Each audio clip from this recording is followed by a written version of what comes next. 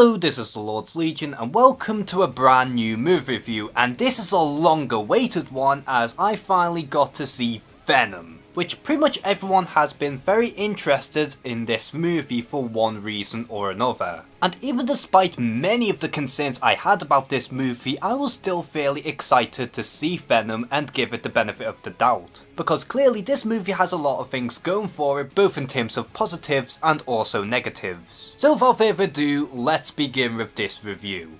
Now going into Venom, like I said, I had a lot of concerns about this movie, and after hearing about some of the early reviews, I was very scared for this film. Because I was in a very small minority in that I was still fairly excited for the movie regardless, and I was going to give it a chance. And after watching this movie, I can honestly say that I don't think this movie is as bad as people are making it out to be. Because honestly, I thought Venom was a decent flick. It wasn't great by any means, but it wasn't a disaster either, and at the very least I had fun with the film. Yes, Venom is flawed, but at the very least it's still watchable. Now in terms of the overall plot for the film, it's pretty straightforward, as we do have the reporter Eddie Brock who is trying to uncover the mysteries and the shadiness behind the Life Foundation, and along the way he comes into contact with the Venom symbiote. And after discovering a sinister plot by Carlton Drake, it is up to Eddie Brock and Venom to team up and take the Life Foundation down. And as you can see, the overall plot for the film is paint by numbers, but it's nothing necessarily bad either. It's a little generic, but hey, it still works.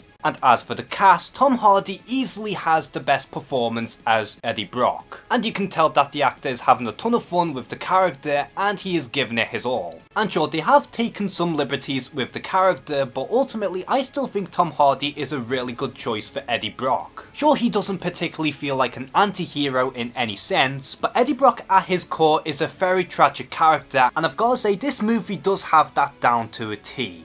And I have heard some criticisms in that some people think Tom Hardy's performance is a little all over the place, but given how this movie is exploring his relationship with the Venom symbiote, I think it's fairly justified within the overall narrative. Although I do feel like at one point they did overplay that a little too much. Again, I do understand where some people are coming from, but when you think of the overall narrative, it does make sense for Eddie Brock to act this way. And as for his relationship with the Venom symbiote, I thought that was also a major highlight in this movie. They did play around with the dynamic a little bit, mainly because this exists within a Spider-Man-less universe. I still think they did a pretty good job with their relationship overall, and I honestly really enjoyed that aspect of the movie. And then when we do get to see Venom in the movie, I thought he was really good. And they do get pretty creative with his power set, which is something that I really enjoyed. And to everyone who was still skeptical about Venom's voice, they made it much easier to understand what he's saying, and like I said, I think they did nail Venom in this movie. And as for the rest of the characters in this movie, this is where the film starts to crumble down onto its face, because everyone else is so one-dimensional.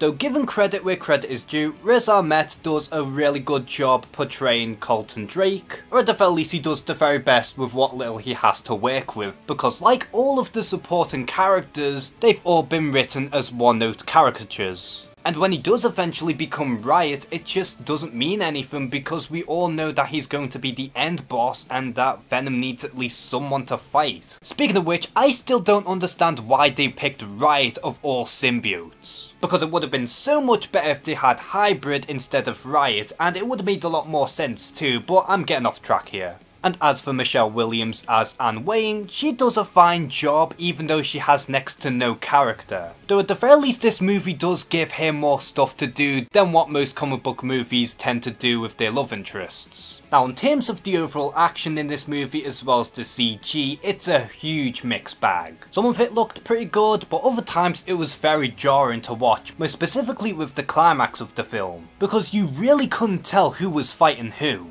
To the point where it was just a huge mess. And speaking of mess, this movie is really messy, both in terms of tone as well as the overall structure. Because a lot of it felt like a really dark movie, while in certain areas it felt more like your typical comic book film. And you could just tell that a good portion of this movie has been cut from the drawing board. good. I wouldn't say it's as bad as The Predator or Justice League, but it is very noticeable. Which is quite unfortunate because if Sony stuck to their guns from the very beginning and just rolled with it, then Venom could have been great. And it just makes me want to see the director's cut all the more because I feel like there is a really good movie somewhere. And that's the frustrating part because I honestly think that this movie had potential. And to tell you the truth, I wouldn't mind seeing a sequel for this. Because Tom Hardy is a really good Eddie Brock and I really enjoyed everything that they'd done with him and Venom. But like I said, if the movie was better written and if it was rated R, then you could have had something really great. But much like with The Amazing Spider-Man 2, you can tell that Sony did tamper with the Venom movie and that's the biggest problem. And so for the final verdict for Venom, I'm going to be really generous here and give it a 6.5 out of 10. Because with everything that this movie got right, they nailed it. But ultimately what pulled Venom back was the fact that it had a weak script, as well as the fact that Sony tampered with the project in a similar fashion to the Amazing Spider-Man series. And if they really want to make a sequel for this movie, then they have to get better writers and to make sure to reach the R rating next time around. Because like I said, Venom had potential, but unfortunately it just comes off short in several areas. And while this is easily the weakest comic book film of 2018 thus far, I wouldn't go as far as to say that it's as bad as something like Catwoman, because to be honest, I have seen worse comic book films than Venom.